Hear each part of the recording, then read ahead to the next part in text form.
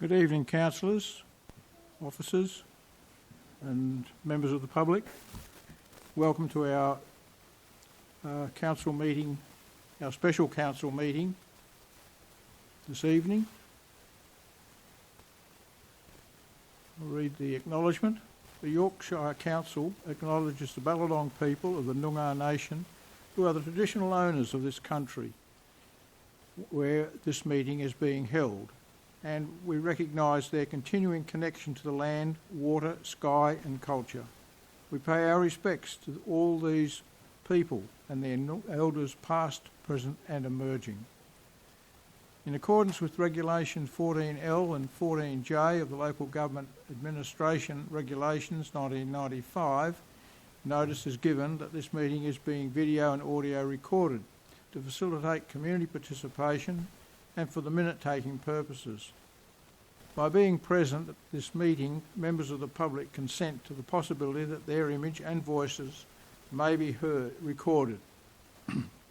Audio recordings are published on the Council's website following the meeting, and they may be released to others upon request to third parties.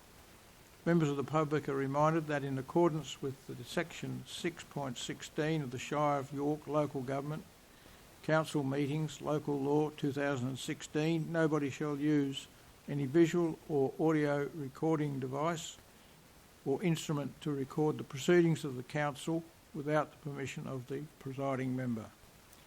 I wish to draw attention to the disclaimer notice contained within the agenda document and advise members of the public that any decisions made at this meeting today can be revoked in accordance with Regulation 10 of the Local Government Administration Regulations 1996. Therefore, members of the public should not rely on any decisions until formal notification in writing from the Shire has been received. Any plans or documents in the agenda and minutes may be subject to copyright. The express permission of the copyright owner must be obtained before copying any copyright material. There's no change to standing orders. We have no visitors. Declarations of proximity interest, nil. Declaration of financial interest, nil. Disclosure of interests that may affect impartiality, nil. Attendance, myself, Councillor Kevin Trent, Shire President, Councillor Dennis Warnick, Deputy Shire President, Councillor Chris Gibbs, Councillor Kevin Pike and Councillor Denise Smythe. Staff, we have Mr Chris Linnell, CEO, Mr Lyndon Mellor, Executive Manager, Infrastructure and Development Services, Mr Nese Gobbett, our Financial Management Support, and Vanessa Green, Executive Council and Executive Support Officer. Apologies from Zelina Behan, our Executive Manager, Corporate and Community Services, and we have Councillor Peter Wright on leave from the 1st of August to the 31st of August inclusive. We have 4 people in the gallery. We now arrive at question time, and I'll open that at 5:03 p.m. Does anyone have any questions? No questions, therefore I'll close public question time at 4:04 p.m. 5:04, 4:05, dyslexic. Okay, applications for leave. Anyone wish to apply for leave? No. Presentations, petitions? Nil. Presentations, nil. Deputations, nil. Delegations, reports. Delegates' reports. Delegations' reports, nil.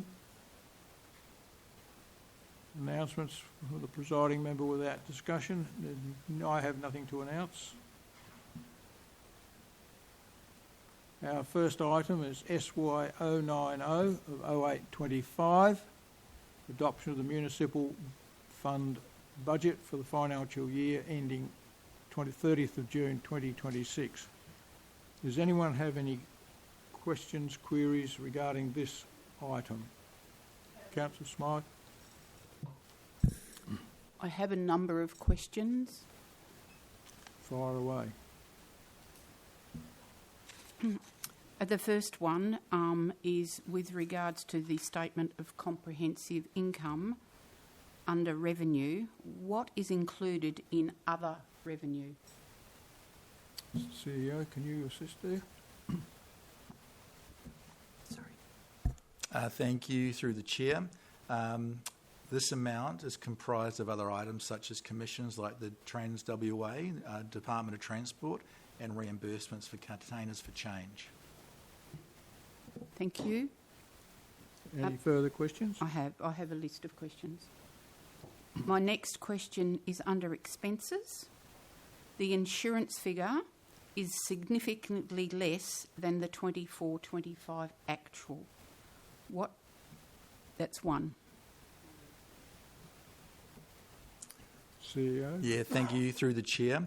The 24-25 financial year, workers' compensation costs were understated, which resulted in a higher than budgeted allocation.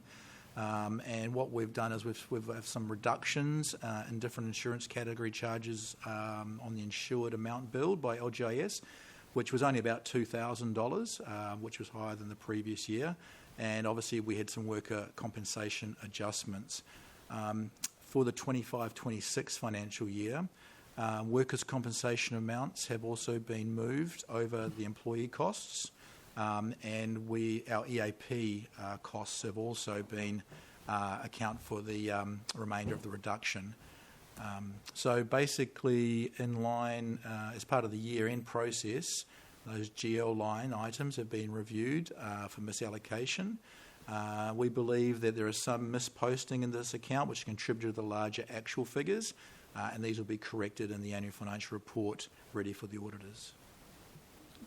Does anyone have any questions other than Councillor Smythe at the moment? No. Councillor Smythe, you have more questions? I have. Still under expenses. What does other expenditure cover? Mr. CEO? Thank you, through the Chair. Other expenditure covers things like the elected member costs. It also bank charges, sponsorship and events funding that are not material or contracts. My next question is capital grants. This is under expenses there again. It's significantly lower than the 24-25 actual. Does this include the light and industrial area? CEO? Thank you again, through the Chair. The 24-25, we caught up on a lot of backlog of road projects, particularly with Quellington and Goldfields that have been delayed for many years due to the obtaining clearing permits. So basically now we're moving back into the norm in regards to our capital grants and road funding. For the LIA, that is not included in this amount, but is represented in contract liabilities. Of this, there's about 3.1 mil, and anticipated about 300,000 will be spent on design work in the 25-26 financial year, which again has been awarded under contract, and also the superintendency for the LIA, and particularly the design. And the rest will be invested in accordance with the funding agreement. My next set of questions comes under the statement of cash flows and under receipts. Is the $600,000 rates difference from the statement of income attributed to arrears from previous years? CEO? Thank you. Yes, in short. It's anticipated the movement as a result of the debt collection action that has been started. Any further questions? Yes. Under payments, the employee costs are increasing above CPI without a clear explanation of additional services or staffing changes. The figure is also $370,209 more than what was in the long-term financial plan. Can I have a response to that, please? CEO? Thank you. Through the chair. So the number represented in the statement of cash flow represents a 2% change from the last financial year. This is less than CPI, despite the expiring outdoor enterprise agreement, which is allowing for a wage increase above CPI, and the indoor staff members being subject to CPI increases only. A number of items have also been moved over to employee costs scheduled that were previously not captured against this, such as workers' compensation, which increases this amount by almost $90,000. The lower than CPI increase was due to the reduction in just over 2 FTEs as efficiencies were found. We'll have a little bit of discussion on that and following the council meeting with the draft workforce plan obviously being presented to Concept Forum. Many positions are supported by external funding, such as the CRC team, Containers for Change, and the new Visitor Centre trainee, which has helped offset muni spend and are represented by income elsewhere in the budget. Thank Any you. further questions? Yes, I do. Sorry. This is notes to and forming part of the budget under property, plant and equipment, buildings, non-specialised, $539,630. What's this for? CEO? Thank you, through the chair. That is to do with Shire buildings over and above usual maintenance, such as PML, Pioneer Memorial Lodge, swimming pool replacement, Town Hall refurbishment, which we obviously got some state assistance with, and Containers for Change, work health and safety improvements. Any further questions? Thank you. Yes. Infrastructure. Why is road significantly less than last year? Is it due to grants? CEO? Thank you, through the chair. As previously mentioned, we're sort of back to normal operations.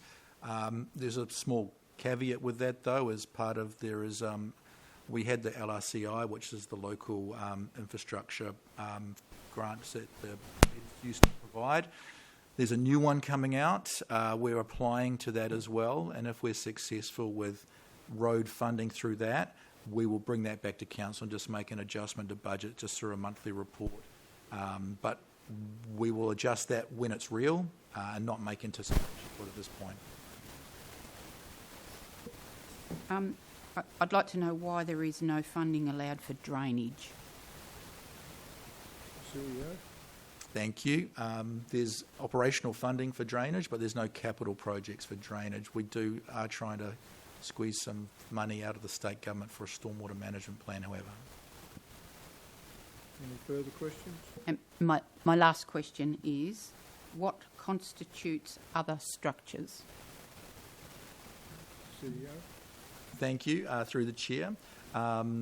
Work such as the McCartney Street public open space improvements, the Candice Bateman Park improvements, the ORV improvements, Woggle Rises project, and swimming pool steps. Thank you very much. Thank you, councillors. We have a recommendation there. Is anyone prepared to move the recommendation? Councillor Smythe. Councillor Smythe moves the recommendation. Councillor Gibbs will second. Anyone want to speak speak against it? No. Then I'll put the motion for the recommendation, which will now become the motion. All in favour? Thank you, councillors. That's carried 5-0.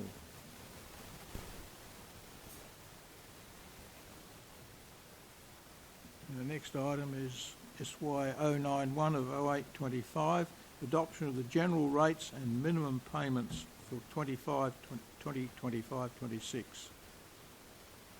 Does anyone have any questions regarding this? No? Someone want to move? Councillor Gibbs moves. Councillor Gibbs moves. Councillor Warnick seconds. Anyone want to speak against it? Then I'll put the recommendation. Those in favour? It's carried 5-0.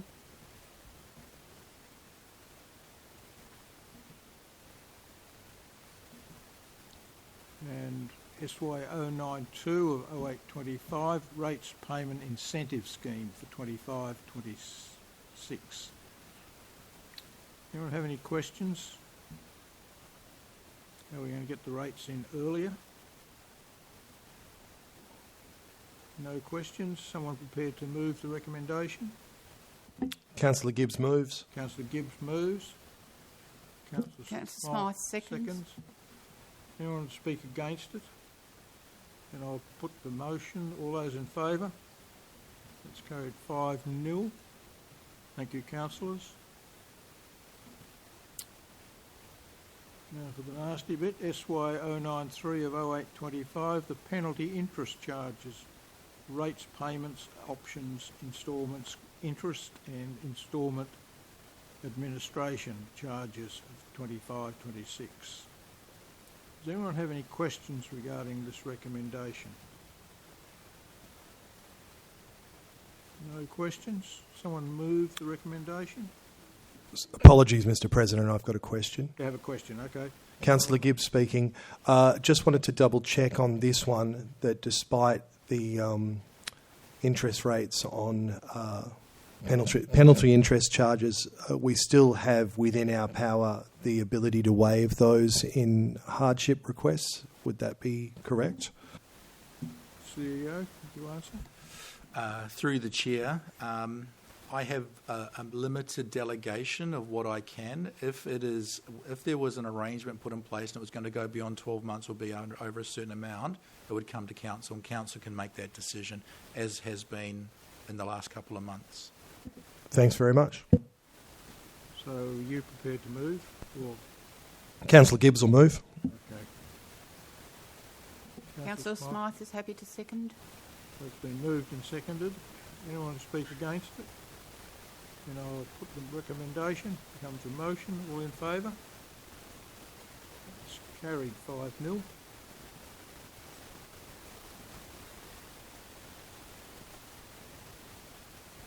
Adoption SY 094 of 0825. Adoption of the 25-26 schedule of fees and charges. Does anyone have any questions regarding the fees and charges that we propose to levy during the year? No questions? Is someone prepared to move? Councillor Pike, come on, lad. Councillor Smythe's happy to move. Councillor Smythe moving. Seconding? Councillor Gibbs Councillor seconds. All those in favour? Anyone want to speak against? No. All those in favour? Thank you.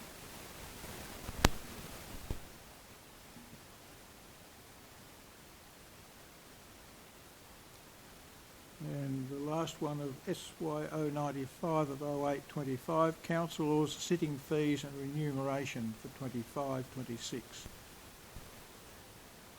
The recommendation is there. Any councillor, any questions they want to raise regarding this? Councillor Gibbs? Councillor Gibbs has a question. We're aware that we've currently capped the sitting fees for councillors at 80% of the maximum recommended, and the Shire President and Deputy President allowances and sitting fees at 60% of the maximum allowed for our band of government. Does the administration have any comment on how that sits with similar councils to us across Western Australia, whether that's par for the course or whether we're over, under, or do we know? Mr. CEO? I couldn't give you an exact. If you wanted me to do a comparison, I could provide that.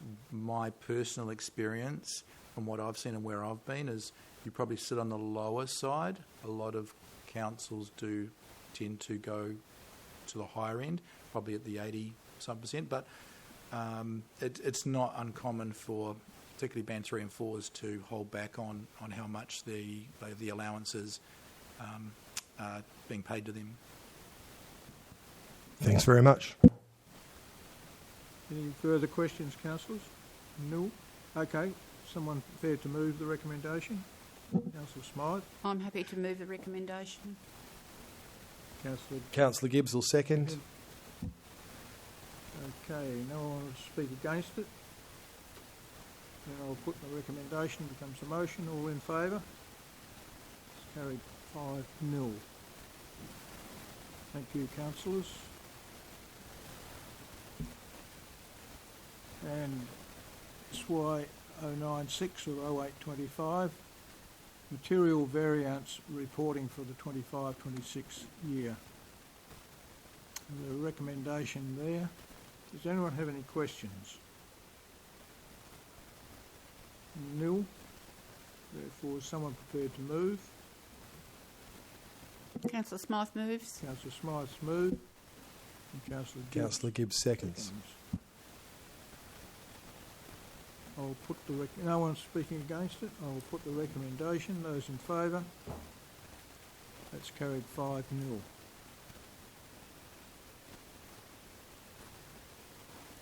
And I'll close the meeting at 5:21 and thank councillors for setting the scene for 25-26.